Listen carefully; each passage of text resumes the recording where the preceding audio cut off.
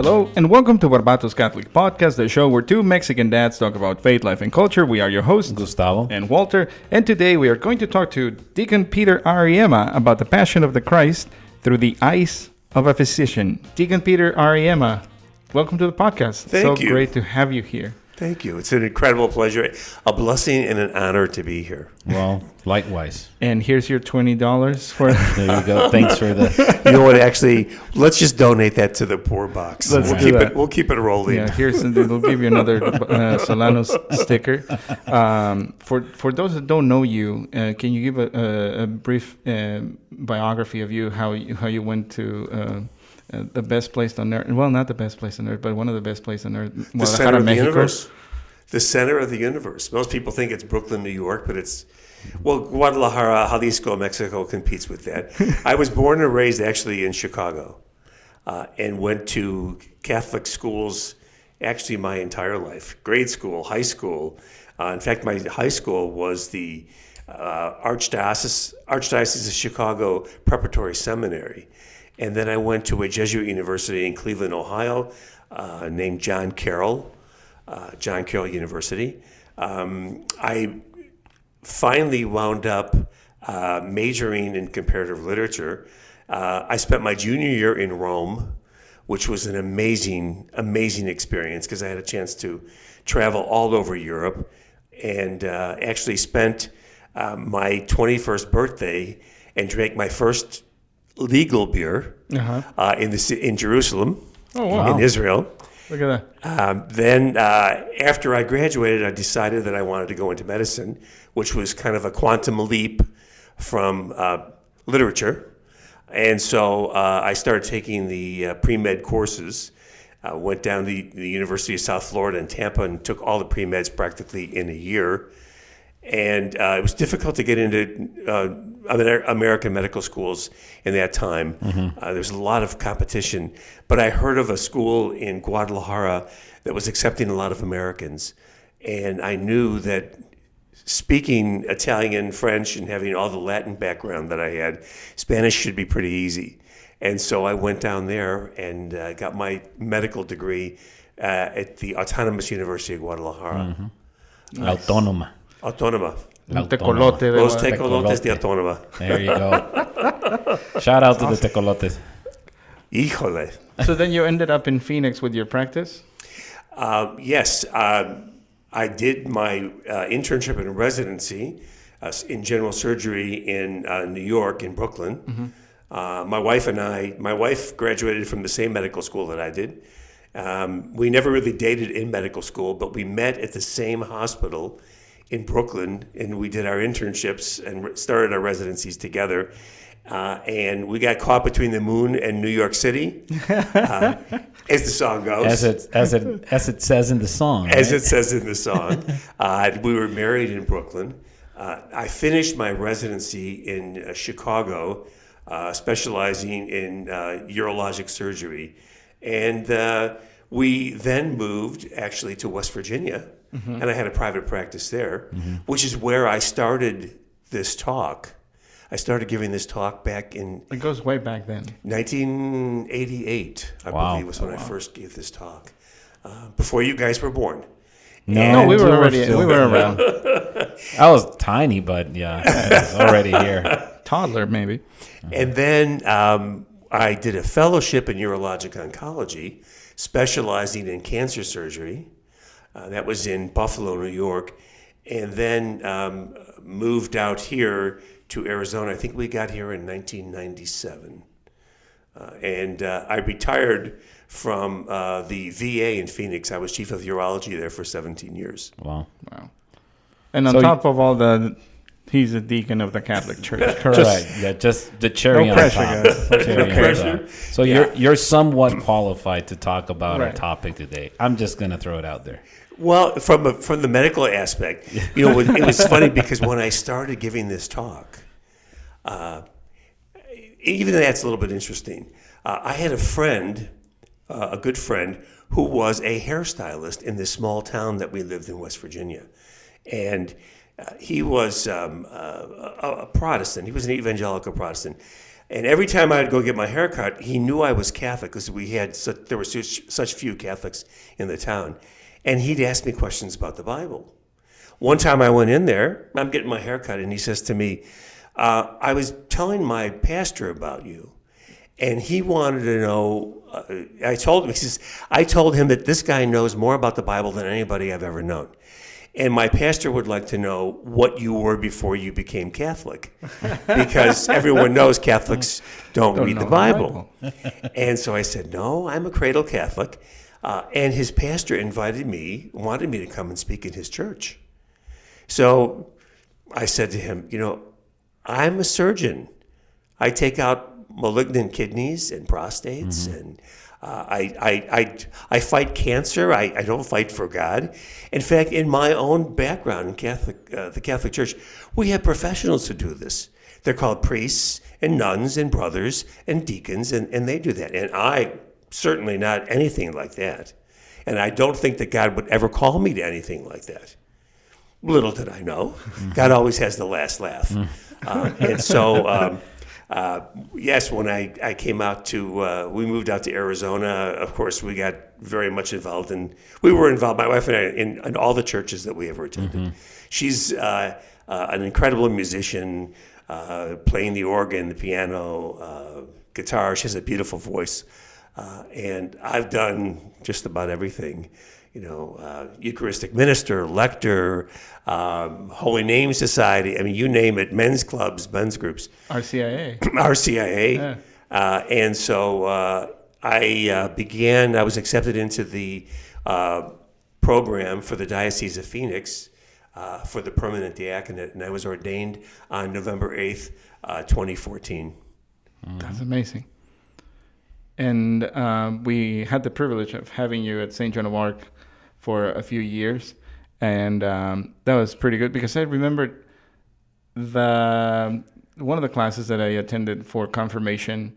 I was a sponsor for someone. You went through salvation history in like an hour. And I was just writing notes.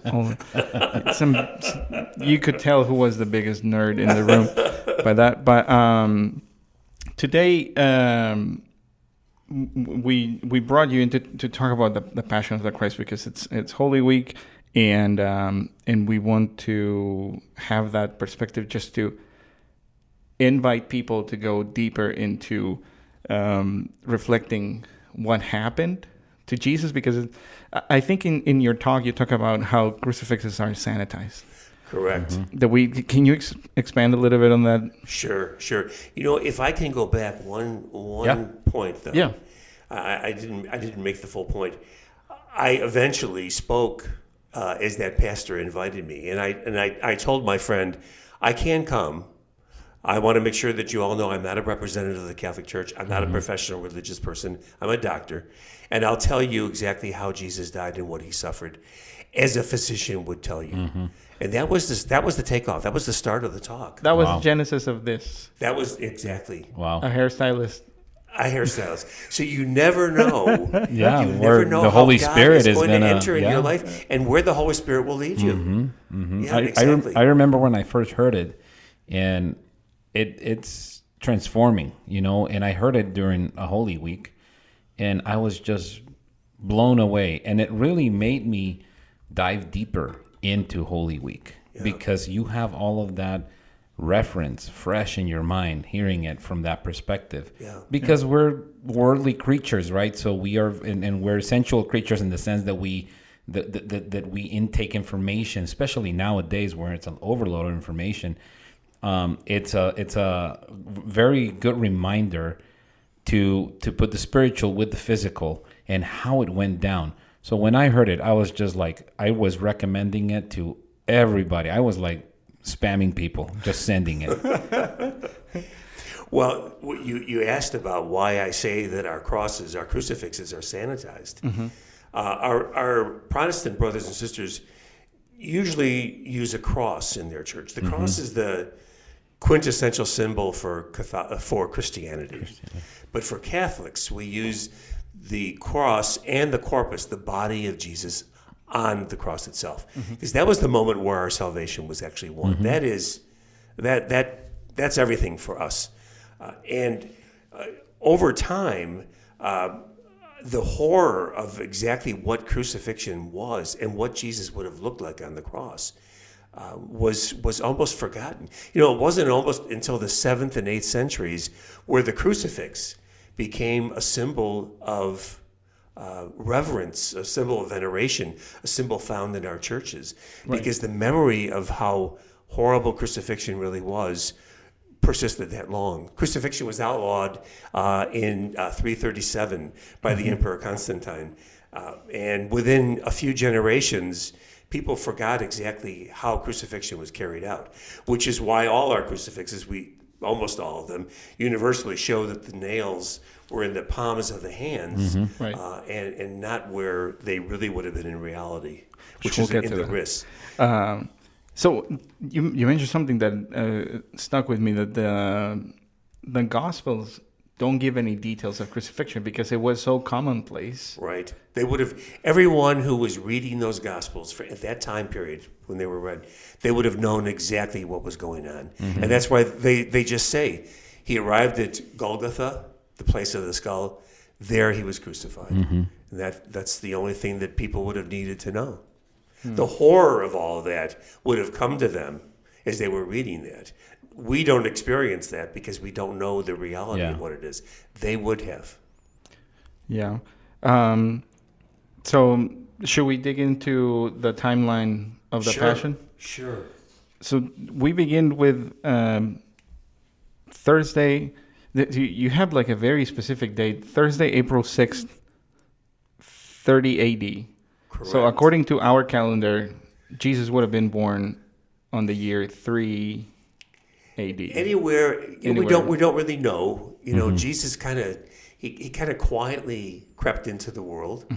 Bishop Barron says that he was probably born behind enemy lines. You know, although quickly his enemies lined up against him, King Herod specifically, where Joseph had to take his wife and child and to safety into Egypt. So we really don't know the date of when he was born. Anywhere from 6 to 3 BC. But most of the archaeologists believe that the date for when he died would have been April 7th in the year 30 AD. Now, there is some controversy about that. There is a group that thinks that, and they've tried to do all their research, and you know, who was the Tetrarch of Galilee, who was the Emperor of Rome, when were there known earthquakes that took place. So another date is actually April 3rd, 33 AD. Okay. But I think the most common is the one that I have actually posted in this talk. Okay. And you know the Jewish calendar, the new day starts at sundown. And at sundown on that Thursday, according to our calendar, April 6th, would have already, which was the first night of Passover, would have changed the date then to April 7th. Okay, got it. That makes sense. So it starts with the celebration of Passover at 7 to 10 p.m., where Jesus and the apostles have the Seder meal. Seder meal. The Seder meal. And it was literally his last meal. Yeah.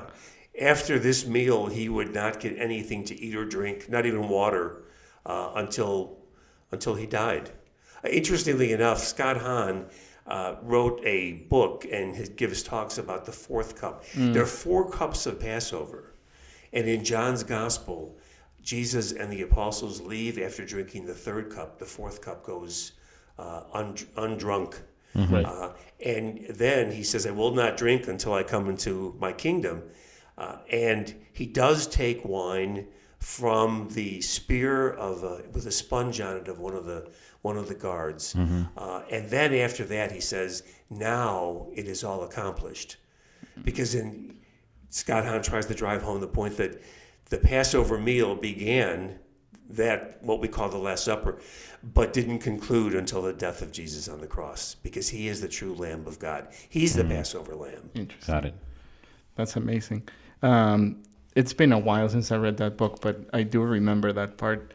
And when it was explained to me, it was like, imagine that a priest is saying Mass, and then after the Eucharistic prayer, he does something completely different and veers off and starts doing something else. I was like, oh, okay, that's one way to put it. Well, it was really a very emotional experience for Jesus. And he did several things there during that meal, which were not ordinary, which were not part of the celebration. Washing the feet of the apostles was a shocking thing, shocking to the point where Peter actually got angry and didn't want Jesus to wash his feet. But he did that as an example and said, now I'm doing this for you. I am teacher and Lord. Right. You must do this to one another. I mean, Peter is kind of hot-headed, so yeah.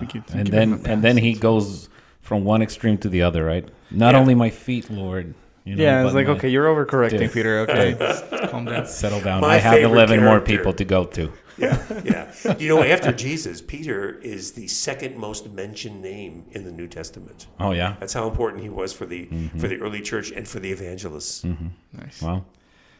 So the dinner finishes around 10 p.m. and they go out into the upper room was in the upper city of Jerusalem.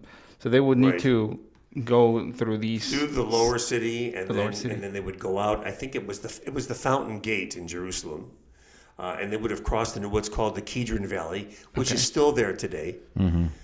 There were no. It's funny because if you walk through the Kidron Valley at nighttime, the lights from the city illuminate everything. But what illuminated everything for them was the huge Passover moon, because the Passover moon is the full moon for that month, and I don't know why, but it always seems that when you're in Jerusalem and it's time of the Passover, that moon is is the biggest you've ever seen. Wow. And they went to the Mount of Olives. There was a special garden there, the Garden of Gethsemane, which was one of Jesus' favorite places to go when he was in Jerusalem. When he wasn't staying with Martha, Mary, and Lazarus in Bethany, which is about 2.5 miles from Jerusalem, he would camp out in the Garden of Gethsemane there. Got it. And something very important starts happening at Gethsemane. We get from Luke 22:44 this line that says, "His sweat became like drops of blood falling to the ground." Can you explain the medical condition for that specific? Sure. This is a very rare pathologic state, if you want to call it that. The Gospels say that Jesus took Peter, James, and John. Those were the three musketeers. They were his core group. He took them, interestingly enough, they were able to witness his transfiguration on Mount Tabor, where he showed just a glimpse of his divinity, and it overwhelmed them completely. And I think they needed that because of what they were going to witness here that night. It was a preparation, right? Mm-hmm. Exactly. So he took them with him, and then he went about what they call a stone's throw. And knelt down and began to pray intensely to his Father. And it's almost as if he has now come face to face with his death. Mm-hmm. As God, he knows what's going to happen. He's seen victims of crucifixion. They were all over Israel. They were all over the Holy Land at the time, throughout the entire empire. He knows what happens during Roman scourging. He's seen that. The Romans used scourging actually as a form of execution. It was that severe. And he knows this is all happening to him. And it's almost as if he's now come face to face with his own demise. He's 33 years old. He's got an incredibly physically fit body because of the work that he's done. Mm-hmm. I mean, muscles on top of muscles, probably not an inch of body fat. Mm-hmm. And he knows that this time, the next day, his body will have been totally destroyed by the Romans, and it'll be cold and lifeless and laying in a tomb. And so he intensely prays to his Father and says, if it's at all possible, let this cup pass me by. Mm-hmm. He did not want to have to drink from that bitter cup. Mm-hmm. But then he says, let your will be done and not mine. I mentioned Martha, Mary, and Lazarus. 2.5 miles on the other side of the Mount of Olives Lazarus, who he raised from the dead, Martha and Mary, who would welcome him with open arms. All he had to do was make an about face and head over the hill, and he would have avoided the whole thing. And yet he faced the city of Jerusalem. And when the Romans came when the temple guards came, and they asked for Jesus of Nazareth, he steps forward. He steps forward and identifies himself. Wow. He gives himself over to his Father's will. The intensity of the anxiety that he was feeling about the upcoming passion and death and suffering that he would go through causes tremendous nerve stimulation. And what it does is that nervous stimulation then causes the blood vessels, small blood vessels, the corpuscles, in the skin to actually hemorrhage, rupture and hemorrhage. And what happens then is that as they bleed uncontrollably, they will bleed into the sweat glands. And so out of the pore not only comes sweat, but blood. Wow. And this is called hematidrosis. And hematidrosis literally means sweating blood. And so it happens in intense emotional situations, stressful, anxiety. The first time I think it was recorded was in some of the trench warfare in World War I. Makes and up sense. until then, Luke, who wrote this, it was the only one who wrote that Jesus was sweating blood. People thought it was a poetic way of describing his anxieties. Oh, please, Father, let this cup. No, this was a real It was a physical phenomenon. thing that happened. I was Yes. going to ask that, other than that, was there another case that was recorded? Yeah. It is very rare. Now, I don't have a background in psychiatry, so I've never witnessed this. But psychiatrists could probably describe it, maybe even better than I do. But it is a real phenomenon. And so you can imagine what kind of anxiety he must have gone through. But when you think of it, he is the Son of God. He's paying for all the sins of mankind. He doesn't even know what sin is. And yet on a human level, our strongest will is to survive, to live. No one wants to die.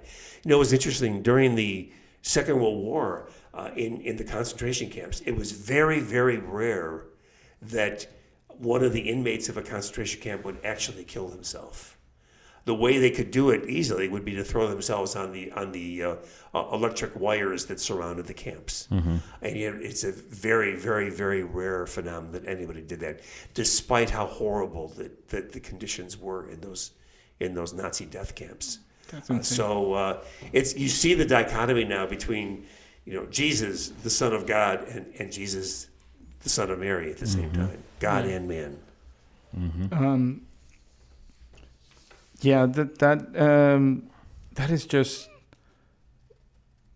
so wonderful to contemplate, I guess, especially when I'm praying the sorrowful mysteries. It's like just staying there with him over that rock where he's praying and having this stress. Especially when you watch like the Passion of the Christ. You and I have talked about that quite a bit. I think in the movie they really showed it well. You see droplets of blood, and then not only droplets of blood, but actually dripping down. Now he wouldn't have lost a lot of blood. Okay. I mean, it would probably be called what we would call a negligible loss of blood. But what it does is it leaves the skin very, very sensitive. So if you came up to somebody who had that phenomenon and you patted them on the back, it would be painful. Yeah, because all of those blood vessels are essentially exposed or erupt, right? Yeah, they've hemorrhaged. They've hemorrhaged. And now you could imagine what's going to happen. What is he going to feel, the intensity, when he's scourged? Wow. So at midnight, he gets arrested. Right. And then he gets taken all over the place. He's taken to Annas, taken to Caiaphas. And all of those places are all over the city of Jerusalem. So he's walking all of these distances. I think from Gethsemane to Annas, it was like right south of the upper room. Right. And then Caiaphas is Caiaphas is close to the upper room. Oh, okay. Annas, who was the father-in-law, he was the most powerful man in Jerusalem. He was the power behind this whole process.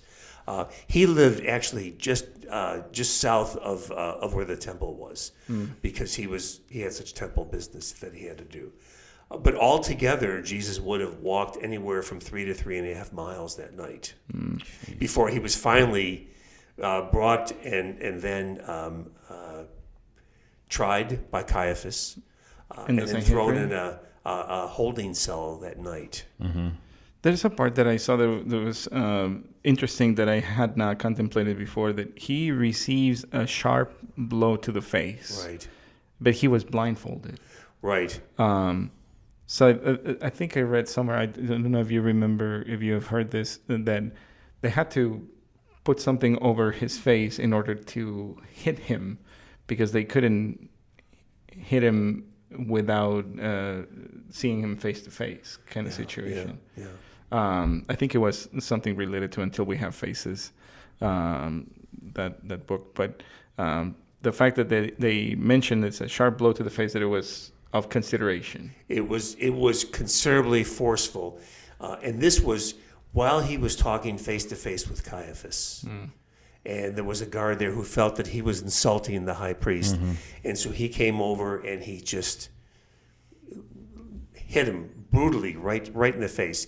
And the fact that it was recorded, a lot of pathologists and archaeologists believed it was strong enough, forceful enough to break his nose. Oh, my goodness. Then later on, after when the soldiers wanted to have, or the people that Caiaphas' guard wanted to have fun, then they blindfolded him and they kept beating him on the face, hitting his broken nose repeatedly.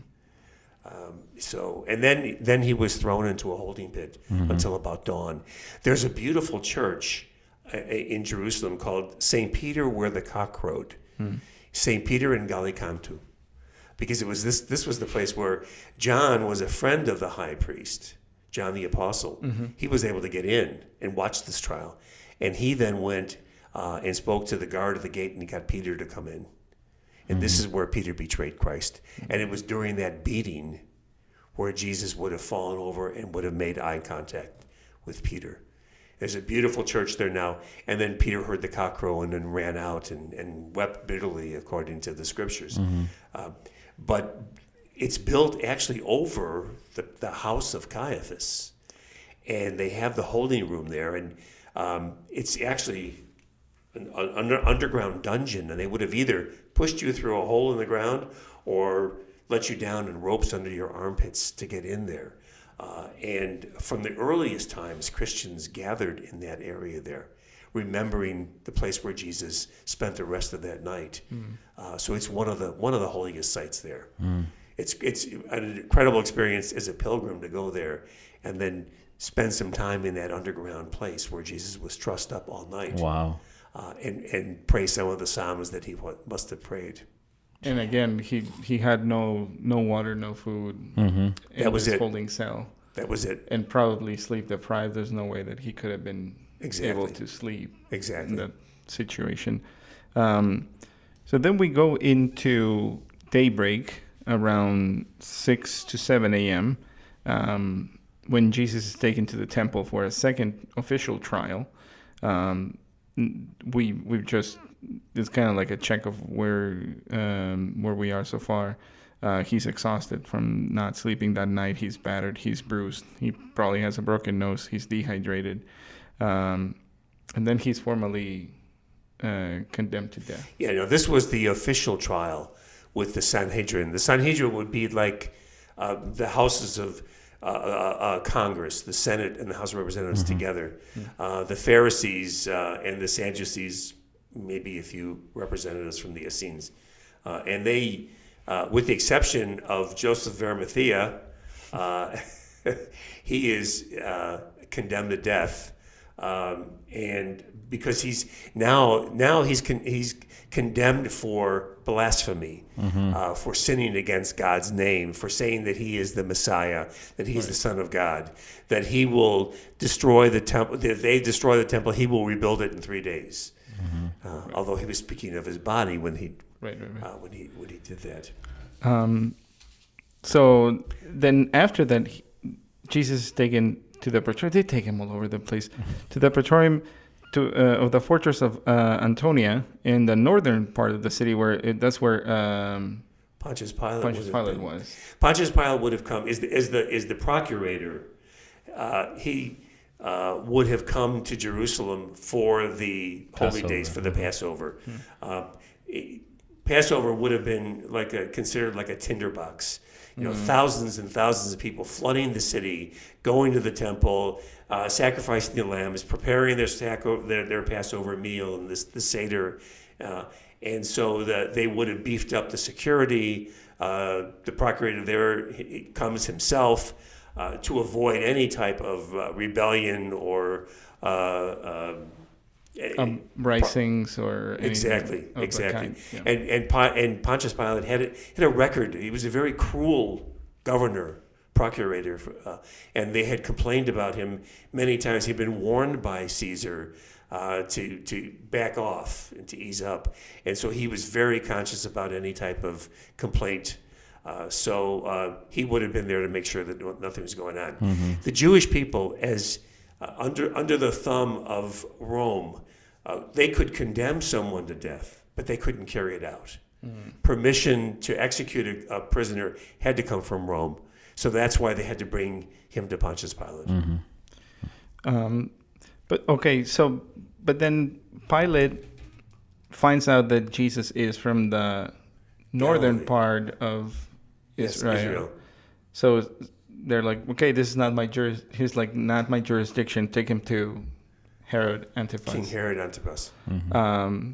And then Herod is like, this is not a king. And King Herod Antipas is the man. He was the one who executed John the Baptist. Mm-hmm. And we know from the Gospels that when he heard that there was this miracle worker who was walking around and giving sight to the blind and healing deaf people, healing leprosy, Herod was very, very curious about it. He was curious about John the Baptist. He didn't want to kill John. He was coerced. It was his brother's. It was his. Well, if you want to call him his wife, Herod was living with his brother's wife, Herodias, and John the Baptist scorned her, and so she wanted him dead, and got her wish through her daughter, right? Exactly. That's the dance of Salome, so now he was convinced that it was John the Baptist come back to life, like Elijah would have been, but with even more power than he had before. Right. And so Herod was curious. He wanted to see Jesus, so he welcomed him into his court. And Jesus remained silent, didn't open his word, and Herod eventually just gave up and just said, "This is just some lunatic or whatever." Yeah. Mm-hmm. We're not, I'm not interested in him anymore. Mm-hmm. And so he sent him back to Pilate. And I'm sure Pilate was not pleased that he came back. Right, because he doesn't want any trouble to happen in those days. So help me to remember, how does he decide to scourge him? He didn't want to kill Jesus. No, and actually for three different times, we know that Pilate tried to get him released. Pilate had no issue with the Jewish people. So if they came to him and said, "This man violates our Sabbath, this man blasphemes God, this man says that he is the Messiah, he is the Son of the Most High," Pilate would, his attitude would end. Where what the is problem that to is, me? Yeah. Yeah. But now they come and they say, he says that he is a king, and we have no king but Caesar. Yeah. Now all of a sudden, there's a false Messiah, sedition, unrest, and so now Pilate has to do something about him. And so he has him scourged, hoping that when the people see what he looks like after he's scourged, that they'll have a little heart and compassion and say, okay, yeah, he's paid for his crimes. Well, especially because you mentioned that scourging would actually kill people.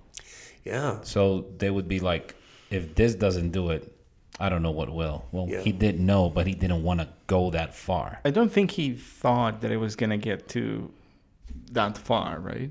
Probably not. I mean, I'm assuming. He even came up with knowing that at Passover there was a custom where the people could call for a prisoner, to be released, and the chief priests must have paid off the crowd probably to ask for Barrabas, and that's very ironic. Barabbas' name means the son of the father. No. Bar Abba. Abba's daddy, Abba's father. Oh, it's like Bar Jonah, son Yes. of Jonah. Bar Abba. Yes, Cephas Bar Jonah, Peter, son of John, Jonah. And here is the real son of the Father who's handed Wow. over for crucifixion. Man, God Interesting. has a sense of humor. Yeah. Okay, so let's talk a little bit about Roman scourging, because why not? So it's kind of a halfway death. The halfway death, yes. Or in cases where they want it to be, it could be the whole way death. You could scourge a person to death. The Romans used a whip they called it a flagrum.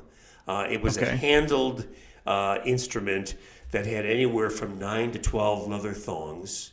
Depending on where you were in the Roman Empire, they would either attach lead balls to the leather ends? straps. Okay. Sharp sheep bones, for example, any sharp Objects. and so not only would the leather cause severe lacerations, but leather balls, sheep bone, these would cut deep into the skin, through the dermis, through what's called the subcutaneous tissue, even into the muscle itself. And scourging was done by professional scourgers. What's your job? I scourge people. And I practice for this. Yes. essentially. Oh, exactly. I put in the hours to do this right. And so No, now, it's like what you I have mentioned, my they- certificate. They were very efficient, right? Oh, The unbelievably. lictors? Lictors, exactly. What they did was they would strip the person of their clothes. They would tie them to an upright, and two lictors would actually do the scourging, one on either side of them. And then they would actually take turns, so in forming a cadence, almost a rhythm of doing this. And they would start at the back of the neck, the nape of the neck, and just proceed down the upper back to the lower back, the buttocks, thighs, and calves. And they were so skilled that as the person moved with each blow, they could even wrap that flagrum around the front part of the chest of the person as well. Oh, my goodness. And there was no limit to how much they can do this. You know, the Jewish people used beating with a rod for forms of punishment. And the maximum amount was 39 that you could strike a person. But the Romans had no limit. It was up to the centurion. It was up to the one who was actually in charge of this scourging. You could just go on, right, Yeah. until What they did is got bored or something. they would stop if they thought the person was getting close to death. Oof. And with scourging, you have a tremendous loss of blood. You know, if you saw the movie The Passion of the Christ, Right. I was going to bring that that up. pavement, sorry, No, that's fine. I mean, again, the sorrowful mysteries, the scourging at the pillar. Yeah. It's thinking of that image of like this pool of blood. yeah. Jim Caviezel and I don't know the people that did the makeup in that movie, they probably got an Oscar. Hopefully, they got an Oscar for that. But just like even the gums of his teeth have Yeah. blood. Yeah. How I don't know, but that image of Jesus just bound and has all the stripes Yeah. on his body. That oh man, Would you say that the Passion is the most accurate depiction that it's been You put know, on film? yeah, it probably. And one of the most accurate parts of that movie was the scourging scene. Really? And that's one of the scenes that was heavily criticized. Heavily criticized. The interest in the Passion and a lot of knowledge in the Passion, and knowledge of crucifixion and how this proceeded and what happened, came from the Shroud of Turin. And they actually can identify from the scourge marks that the type of flagrum that was used was one that was professionally made, and that instead of using round balls or sheep bones, things like that, was like a little dumbbell-shaped hunk of lead. Where they would tie in the middle part, where the thin part of the dumbbell was, they would attach it to the flagrum. And these have been found. Wow. So they were this was a real first-class unit that was doing the scourging and the torturing of Jesus, if you want to call it that. Oh, my goodness. He goes into circulatory shock. Circulatory shock. Can you explain what that means? Yeah, there was so much blood loss that the person goes in, and probably in from the pain as well. They would have passed out easily. To revive him, they would have thrown salt water on him to wake him up, and he is then goes into hypovolemic shock. Hypo means low. Volemic refers to volume. So what it actually describes is that the blood level in Jesus' body is very, very low because of all the blood that he lost during the scourging. And what happens is that the heart senses that actually the brain senses that blood volume has been lost, and that the heart has to pump more faster to get blood to circulate through the body. More. To keep it going, essentially. Especially to keep the head going. Because if blood volume starts dropping, he'll pass out. And so the heart speeds up. And then after a while, it can't keep that pace. And so it's forced to just slow down. And if blood volume isn't added back to the person's body, then with the slower pace, the person will become very weak, will actually pass out. One of the other things it does is the kidneys actually shut down. They don't want to lose any water volume from the body, and this causes intense thirst. And we see this. He does say that from the cross. He says, "I'm thirsty." That's the only physical complaint he made out of the 7 statements from the cross. And he wasn't able to carry that crossbeam. The Romans had to grab Simon of Cyrene out of the crowd. So you mentioned, we'll get to that, but I think there's 2 depictions of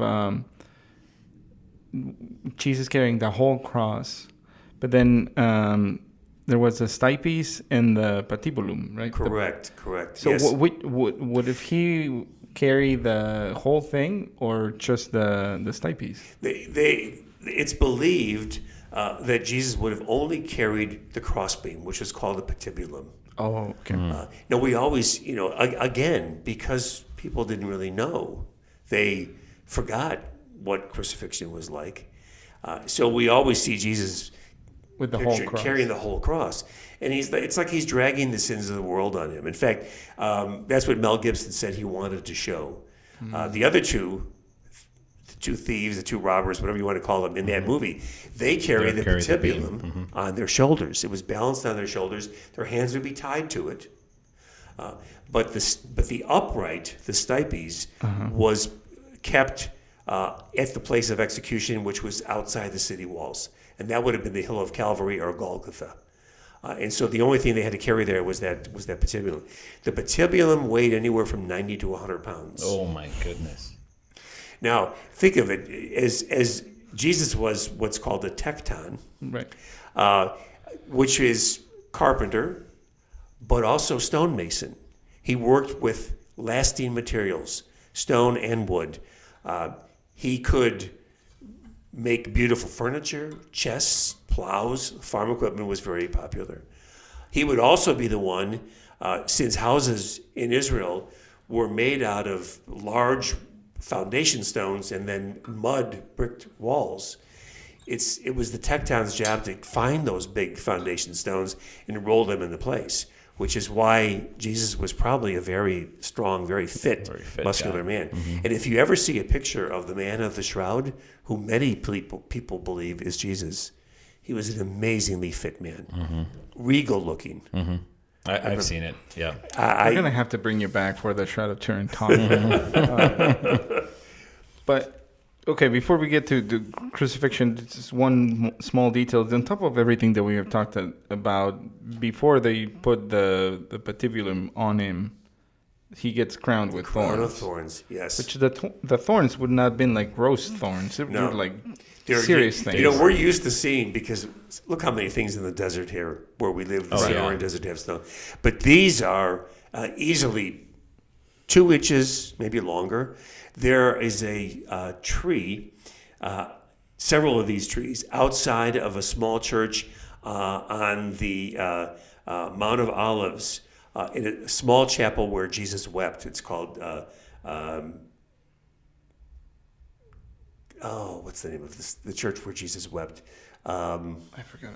I think I put it in the notes, but it'll come to me. We'll figure it out. But outside of this church are several of these trees, and they are wicked-looking thorns. Mm-hmm.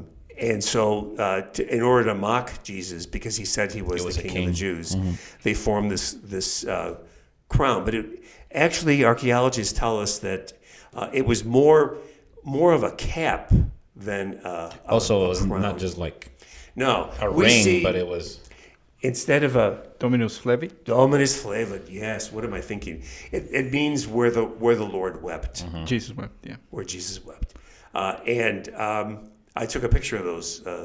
I was impressed, even though there are so many thorny plants that we have here in Arizona. These were wicked. The circle of a crown that we see actually was medieval Europe. Kings would wear a circlet crown like that. King Herod would have worn a helmet, and so that's what they constructed for him, almost like a full cap of these thorns. And you know, the scalp bleeds very, very quickly and profusely. If you've ever had one of your kids who fell and had a scalp laceration, there's blood everywhere, and it looks like they're going to need a transfusion. Exactly. And when you bring them to the emergency room, for example, tell me about it. And you wipe that off, and you see what the wound is. You know, it's like a little half of a centimeter thing. Exactly. Where, 1 or 2 little stitches, and it's over with. But to feed all the hair follicles, it just bleeds like crazy. On top of the hypovolemic shock. Yeah. We'll bleed him a little bit more. And now they're going to attach this patibulum to his shoulders that have been ripped to pieces of their skin. And as he's walking, hunched over, that patibulum keeps bumping into that helmet of thorns. And throughout all of this, they're just whacking him randomly on top of everything that's already happened, right? And they're spitting on him. Spitting and mocking him and pushing him and shoving him. And so it's just the most horrific, inhumane thing that's ever happened to a human.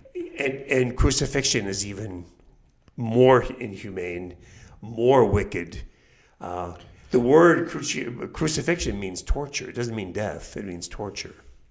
Cruciare. Wow. I mean, they gave wine with myrrh or gall to the victim because the Romans are so passionate. Yes, they were compassionate. In their eyes, this was just punishment for violating Roman law. Crucifixion was meant to be visible by everybody if they could. It was performed in places that were very well traveled, large roads going in and out of the city, because they wanted to make an example of these people. You see that in The Chosen. I had never seen that depicted. And on one of the episodes of the Chosen, when Jesus and the apostles are walking towards the town, he looks up at a crucifixion. Yeah. And I've never seen that, and it's so because they would walk everywhere, right? And for him to pass that and to just glance at it, I thought it was a very, very powerful scene. Yeah, that was really well done. Because they must have seen it, right? Oh, at one point there was an insurrection, and almost 2,000 Jewish men were crucified on the road. I believe it was from Bethlehem into the city, into Jerusalem. And when they ran out of wood, the closer they got to Jerusalem, they nailed the men to the walls of the city. Oh my goodness. You could hear them screaming in the city. And you would think that it would be pretty smelly, right? Yeah. Oh, that's the other thing. I think that you mentioned like the smells, and it's not only the sights, but like the smells of what it would sweat, be. the blood, if we were, I think in my talk I usually say, if we were forced to watch this, if we had to go back in time to watch this, we'd be physically sickened by what we saw at the site of crucifixion. Oh my goodness. So we get to Golgotha. And on the way, I mentioned that Simon of Cyrene had to carry that. Right. Here's it's a half mile from the fortress of Antonia, where Jesus was condemned, to Golgotha, to Calvary. Golgotha means place of the skull, and that's why the Latin is Calvario. Calvario. Mm-hmm. And so the first half is actually kind of a downhill walk. The second half is an uphill walk. And that's why I believe it's the sixth station where Simon is forced to carry the cross. Jesus is now starting to ascend. He's starting to climb. He can't carry that patibulum anymore. This is something that as a tekton, as this carpenter or stonemason, construction man, he would have carried larger loads, much more easily than this. But he can't do that because of the shock that he's in. Mm-hmm. When they get to Golgotha, and they were part of a parade, there would be, the parade would lead off with a sign be carried by a soldier that had the name and the crime of the person who was being crucified. Or crimes. There were other two men crucified with Jesus. And beating drums, calling as much attention to this as possible. When they got to the top of Golgotha, they would have then given them a cup of wine with either grains of myrrh,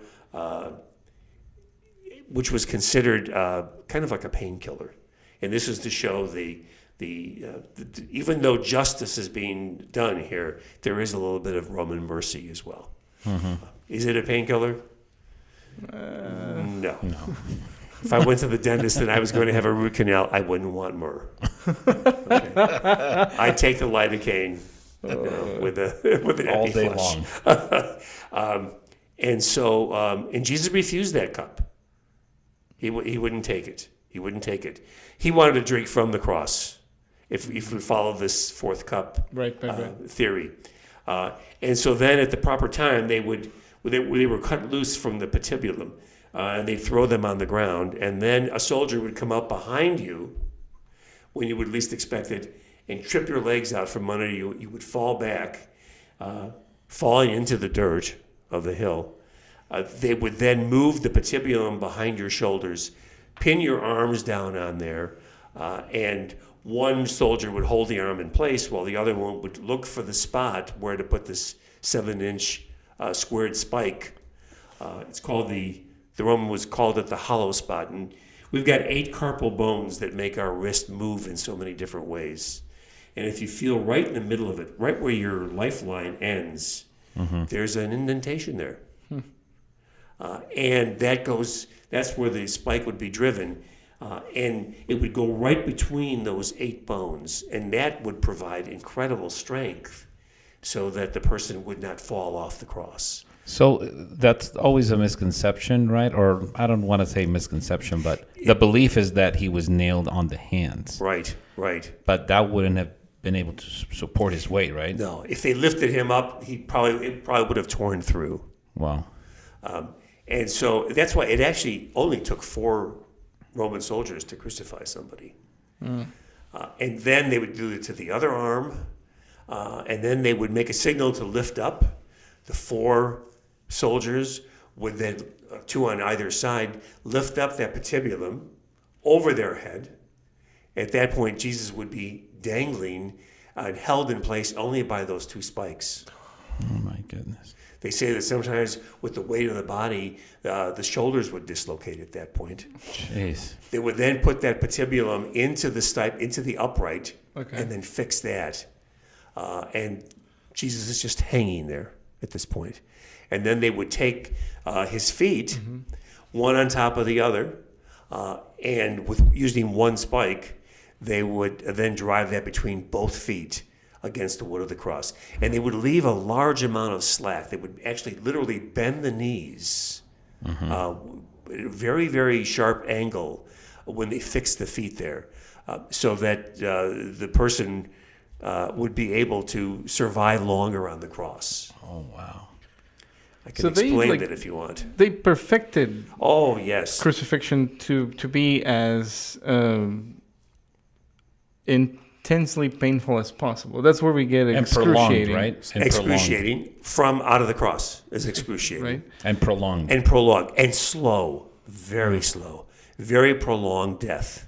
They knew, that was actually the genius of the Roman people, was they learned from all these different cultures that they conquered, and then capitalized and made it even better. Here, Death. Yeah. Torture even better. Exactly. They learned quickly that if they pulled the person's legs down almost straight, in the way we see Jesus on our crosses in our church, Right. It looks like he's got his arms outstretched, slightly hanging a little bit. His feet are straight, and he's just standing there.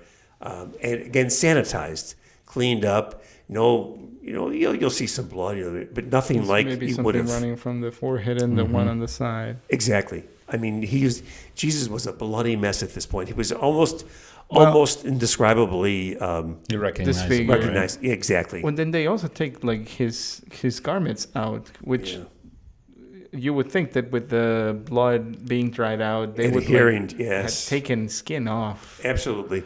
So adding insult to injury, I guess.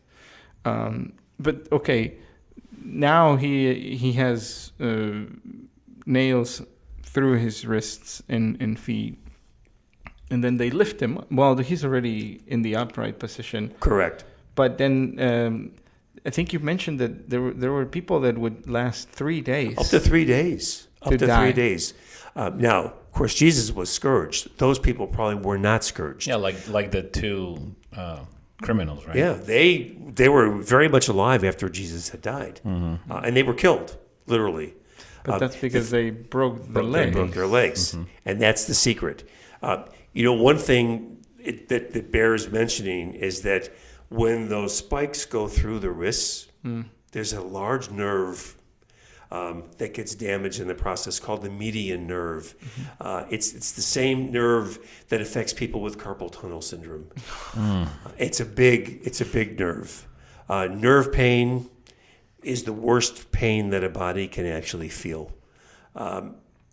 And every time, since the spike goes through that, tearing that median nerve, any movement around that of the hand or the wrist of the hand around that spike would cause horrible pain shooting from the wrist all the way to the central portion of the body. Oh my God. And there is a corollary nerve that gets damaged in the feet as well, the deep peroneal nerve, so that every movement of your feet against that spike causes horrible pain.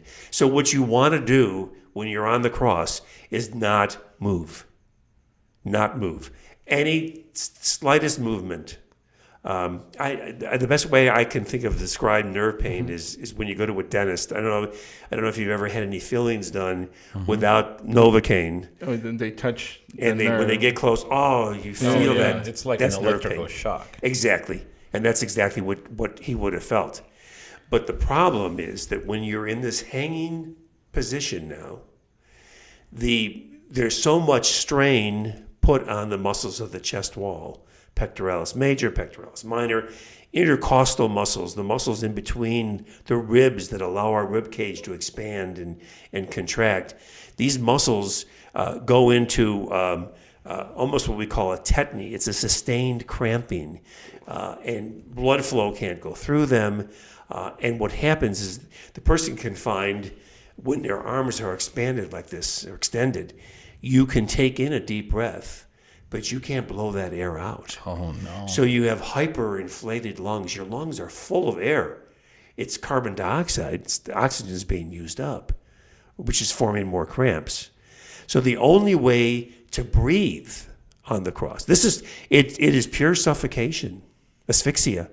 The only way to breathe is by putting your full weight of your body against that one spike that's holding your feet in place and twisting your wrists and pushing yourself up into a standing position on the cross. To take a breath.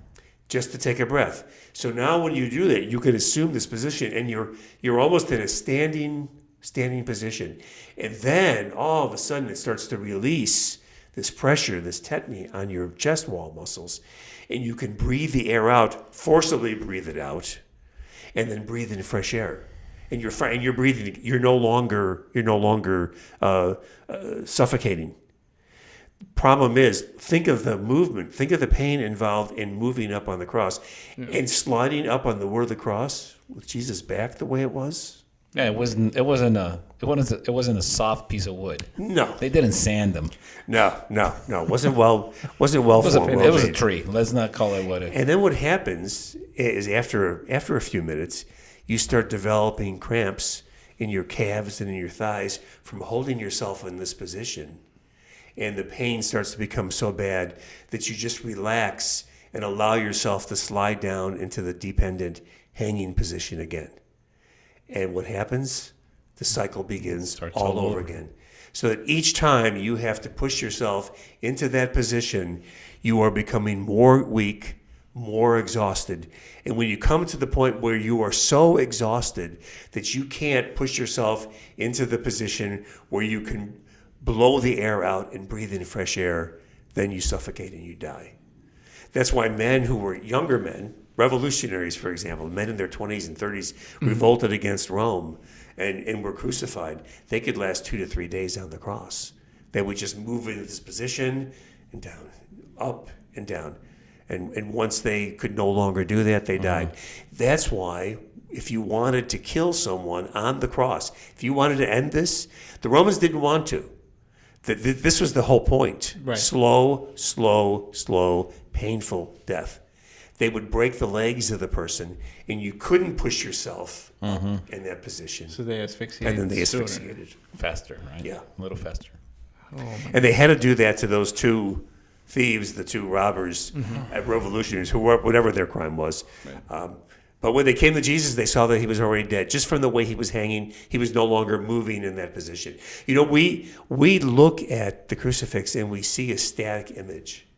You know, of many times if it shows that Jesus not dead, you know, he's like looking out very serenely, looking at us.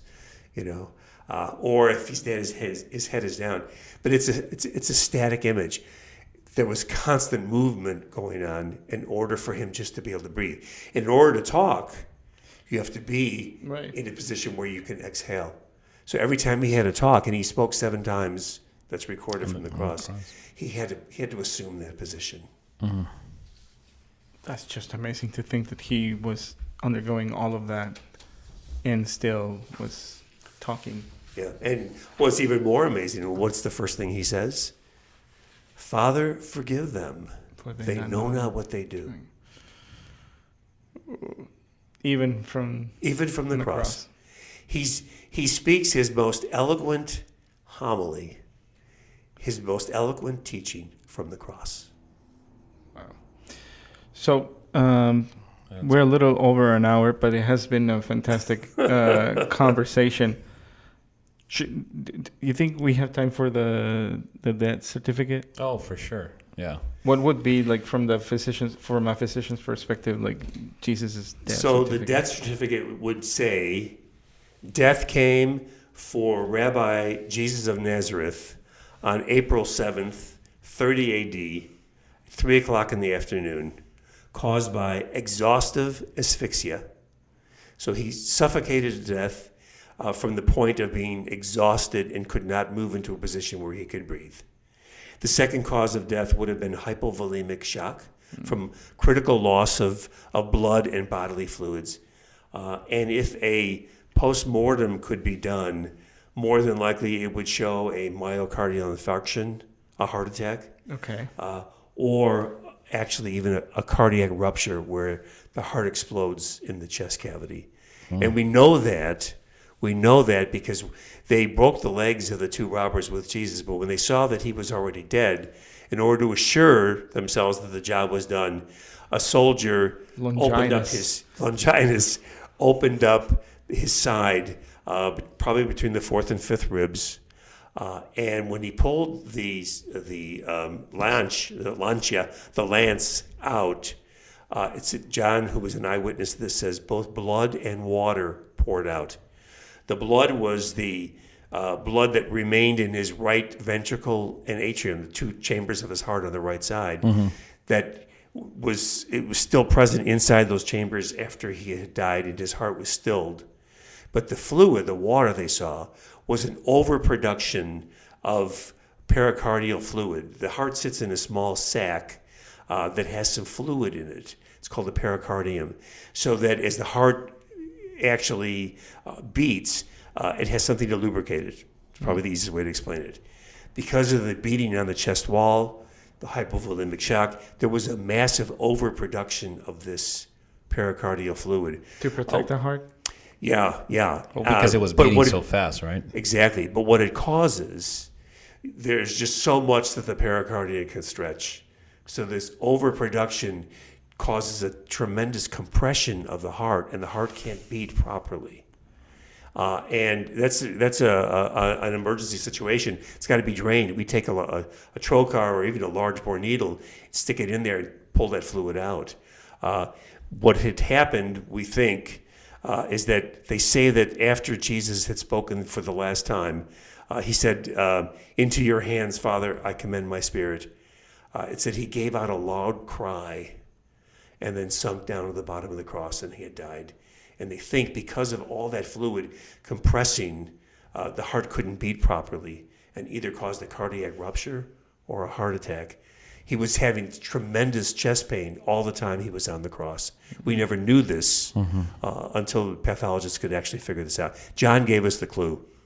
And of course, whenever we talk about the blood and the water, it's his blood and maybe the water of baptism, and maybe, but physiologically, it was this overproduction of pericardial fluid causing tremendous pain, which is why when he appeared to St. Mary Alacoque, he said, "Look at this heart that suffered so much."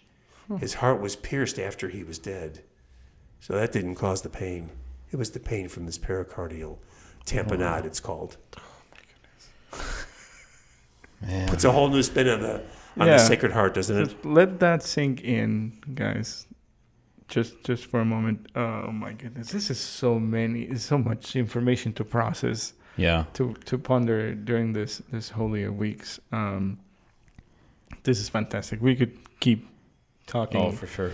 But it's important. Just let me close with this one statement. Yes, of course. It's important to know that, I usually start my talk with the premise that we don't know what Jesus suffered, and it's important to know that he paid the price for our salvation. It's important to know what that price cost him. Mm-hmm. And that looking at the cross is the greatest symbol of love that anyone could come up with. God's love there on display. But despite the blood, despite the pain, despite the torture, despite the humiliation of public execution and everything, justice demanded that a man pay the price for the sin of Adam. But it was God's mercy that since no man could actually redeem people of the sins of the world, it was God's mercy and love that he asked his son, his obedient son, to become man so that the God-man could pay this price for us. And that's the real message of Good Friday. That's what's good about Good Friday, yeah. God's love.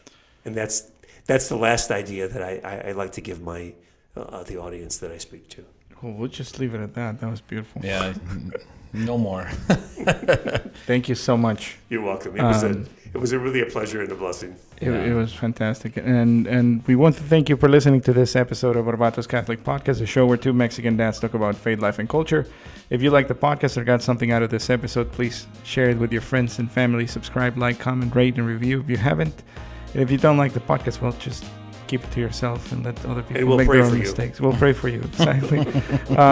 Go to direct.me/Barrabas to check out the show notes, social media, how to support the podcast if the Spirit moves you, and more.